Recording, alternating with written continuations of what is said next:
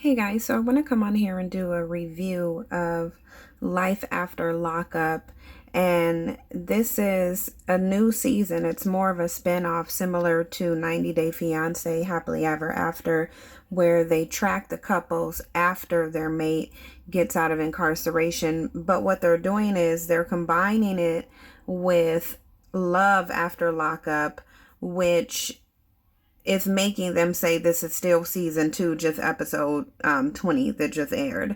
And I see why they're doing that, because Life After Lockup, it's new, so a lot of people probably wouldn't understand or recognize the separate franchise, but it is ultimately a separate show. But I want to get into this. Some of the couples I really don't care too much about. Friday's episode was really kind of lackluster.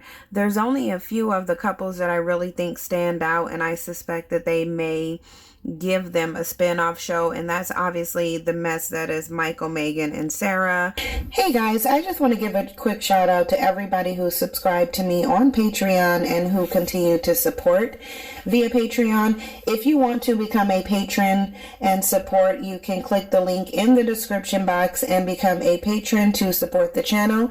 You can also support via PayPal or through Cash App, and the links to those will be there as well. If you choose to support via Patreon, you will get access to exclusive live streams, exclusive content, and any other content that I put there that is not on YouTube.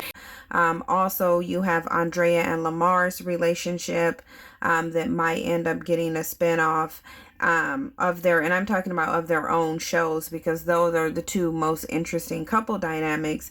You do have Brittany and Marcelino, but they're not really doing anything too interesting. You have Marcelino over here trying to get custody of Tito, which is Brittany's son's father. He's trying to get custody of the little boy Giovanni, which I think is interesting. There's the certain pathology going on with Marcelino that you guys already know I speak about. He is a mixed Hispanic man, meaning his mother is and I'm saying Hispanic, but Hispanic isn't a race. We know that, but she's of the Latin community. We know that Latino isn't a race. It is a culture. But we do know that most Hispanics, specifically in the U.S., are white. They do classify as white. His father is black. He talked about some of the things that his father did, his upbringing, how his father wasn't there. So yeah, he's a biracial Hispanic. He went out and found Brittany, who is a multi-felon. She actually has 3 children.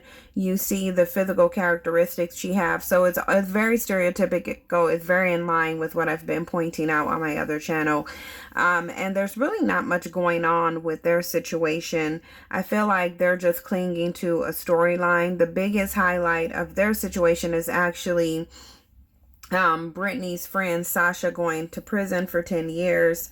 That's what they'll be going over. And then their storyline is simply him having an issue with Tito trying to get custody of Giovanni, which is the child that Brittany had that didn't get taken away and put into foster care, because remember, because of her drug addiction, her robberies, and her other felonies, she actually lost 2 children to the system. She has 2 children.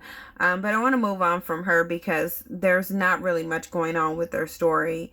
Clint and Tracy, I kind of don't really care about them at all. To me, you just have one meth mouth person and another one that suspectedly is on drugs, dating each other. I know in this past episode, they kind of got into it over a situation over him sexting another woman, and that actually seemed like a contrived storyline. I feel like they should have acted that one out better, because it just wasn't believable to me. I don't know if y'all bought it, but I didn't buy it. So they showed him in the hospital room kicking in the door to the bathroom, and that's kind of where the show ended. But I don't know how long they're going to be on the show. They really don't have a thriving storyline. She just got off of parole, and so she's free to go do whatever she wants to do, except obviously she can't get in trouble. They just went to Vegas supposedly to have a good time. It's really interesting that he would choose Vegas because she had an issue with crack, and coke and crack is all up on the strip in Vegas. So I don't know what his situation was. I guess they're probably going to follow it to see if she ends up going back to prison, considering she hasn't stayed out of prison, and she said that herself. But usually I actually fast forward through their story. I don't know how many other people do. I fast forward through their segment because I really don't care too much for it. I think they're boring. I don't like looking at Clint. He reminds me of a hobbit from the Lord of the Rings. And Tracy, I mean, her drug addict face is bothering me. I don't know if you guys have been around hardcore drug addicts, but they tend to take on a certain look. And Tracy has it. Lizzie also has it. She just has less of it because she's a biracial woman. So because of her genetics and biology, it doesn't show as much on her as it shows on Tracy, but you can definitely see it in her. Lizzie's storyline is really her and the dude that she's with. They're trying to get back together, or she's trying to get back together with him. Her daughter doesn't know about it. She just went back out to California after lying to her daughter. She went out to California to see him so that she can possibly get back to him. He proposed to her. She's obviously not trying to marry him. She doesn't care really anything about Scott. I don't believe that she really has feelings for him, but I guess in this show, in order for her to have longevity on it, they may have told her that she needs to at least pretend that she likes him in order to have a storyline. But I just don't know that they'll actually have longevity on the show. I'm telling you guys who the breakout stars on the show are, and that's Megan, Sarah, and Michael. But I want to go a little bit into Lamar and Andrea. And Lamar and Andrea, their situation is really interesting to me. I don't like Andrea. It's nothing personal against her. I just don't, the mindset of religious people, I just don't like it. She is a Mormon, which is a branch of Christianity. So of course her mindset is in conjunction with a Mormon. And what I really don't understand is why, as a Mormon, she would look for love in a prison system when just by virtue of him being in the prison system, that means he was doing something to disobey the commandments and rules of the Bible that she likes. So clearly the Holy Spirit wouldn't be dwelling anywhere near him. So it's just interesting to me that she would find love in a man that's contradictory to her religion. And in the last episode 20, he wanted her to visit his family. And this is why I don't like Andrea, because I don't like judgmental people. And she is very judgmental. And this is why I talk about, different types of religions and the mentality that it gives specifically within our community, because I feel like we tend to take religion literal when it's more metaphorically, even if it was accurate, which is not. I mean, you still just wouldn't take it literal. You would take it metaphorically. Andrea, though, just like many other people in our community, takes it literal. And that's the thing that irritates me. So they arrive at,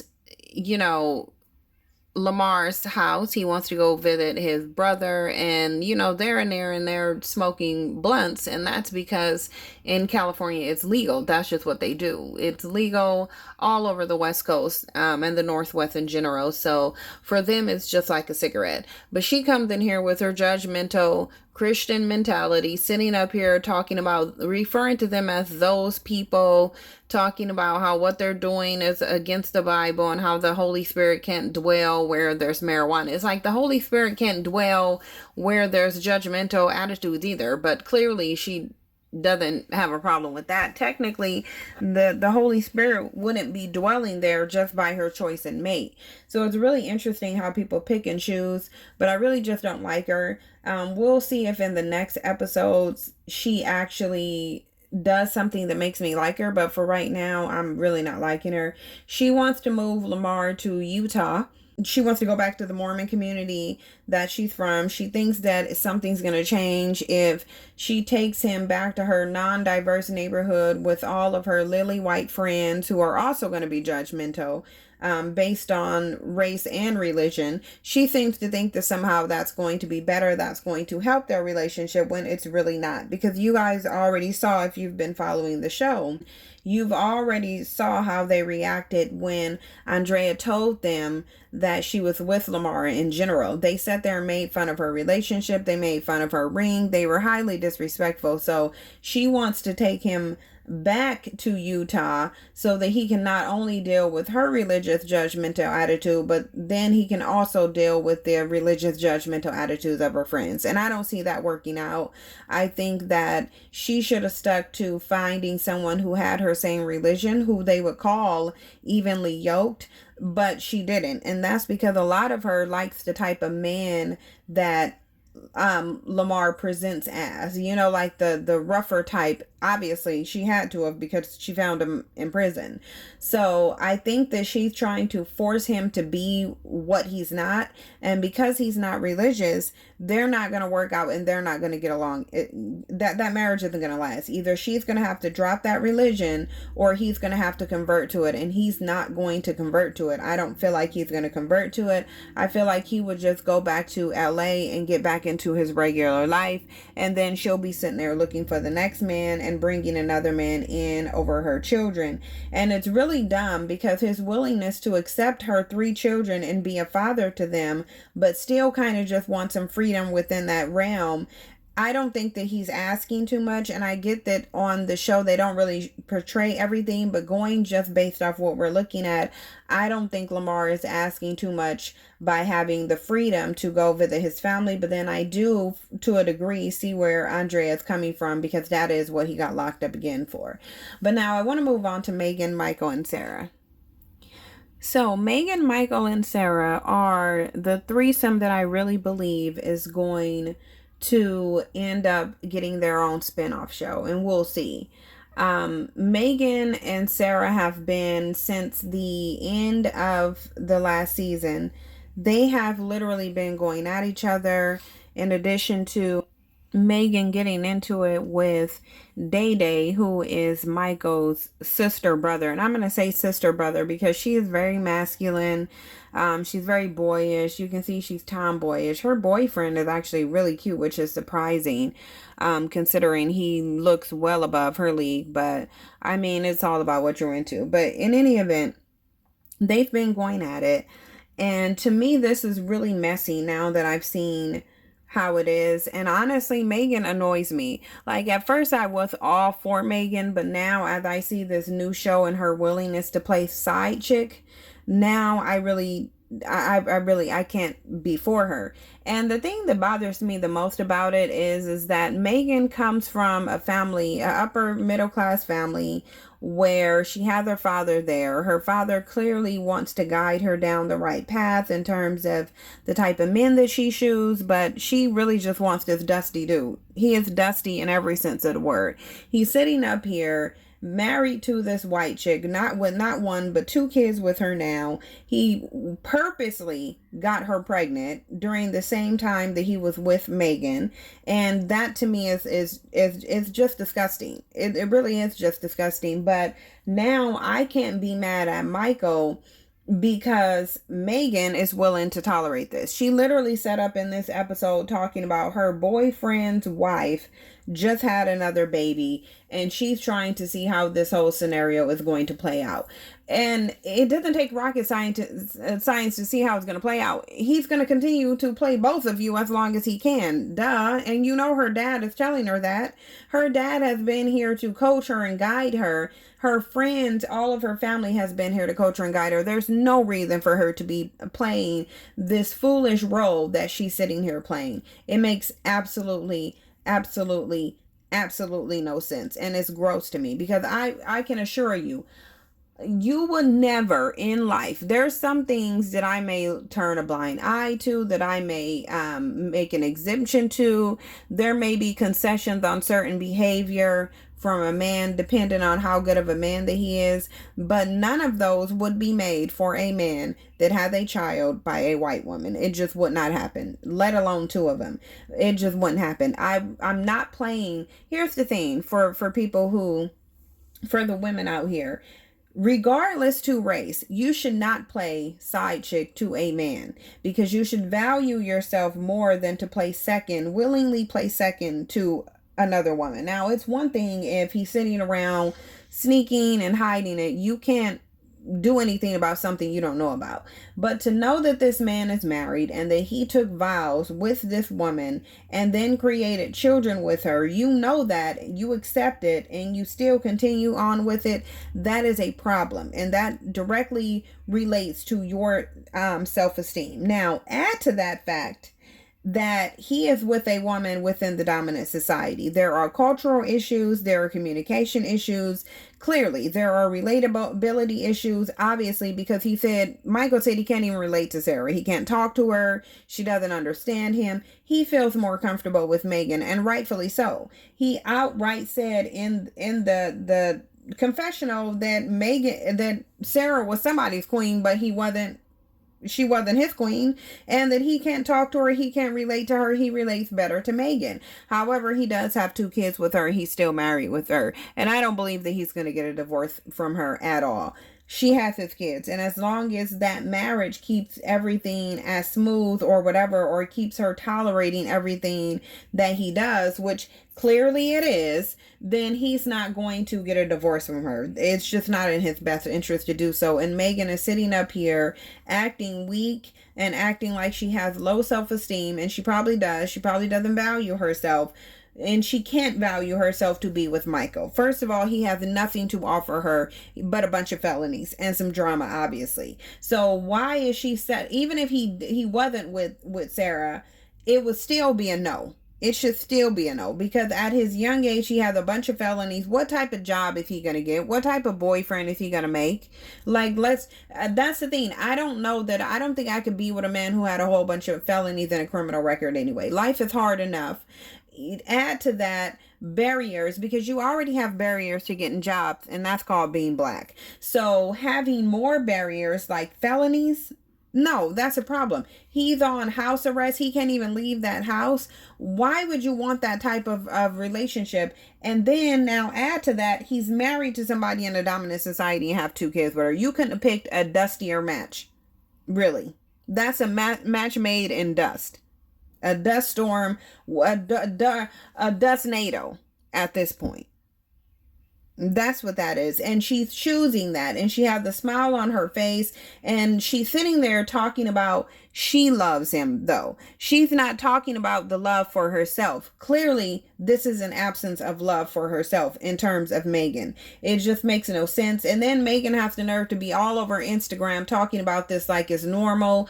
You have other black women all over Instagram trying to get at Michael. It's just disgusting. Like, there needs to be some kind of convention to where the self-esteem just gets lifted, because this is very problematic. You don't sit up in a relationship with a man that you know is married and you know just had a child, and then he has the audacity to send her pictures of his child.